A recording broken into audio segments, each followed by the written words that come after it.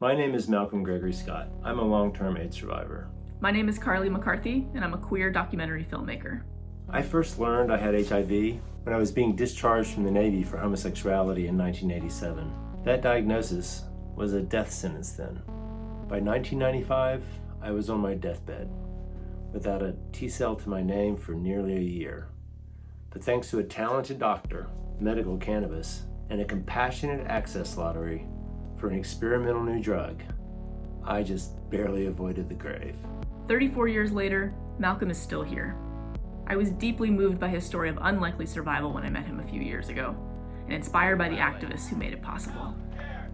Malcom received a life-saving HIV drug just in time because activists persuaded Roche Pharmaceuticals and the FDA to give their new protease inhibitor, sakinavir, to people with AIDS who were already too sick to participate in the expanded trials then underway. Merck offered its new protease inhibitor, crixivan, to a group of similarly ill people with AIDS through another random lottery. Of the many who entered the two lotteries, fewer than 4,000 would be chosen. I am so fortunate to be one of the lucky few to have been given those unexpected years. And I've always been curious about those other survivors who were given an 11th hour reprieve by those 1995 compassionate access lotteries.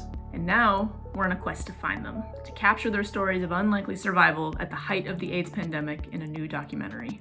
This is one of the great but rarely told stories of the AIDS era. If, like me, you played some part in this story, I urge you to contact us. Whether as an activist, an administrator, a drug company employee, or most importantly, a compassionate access lottery participant, we would love to hear from you. If you'd like to support our endeavors, there are 3 main ways you can help us make the Lazarus Lotteries film become a reality.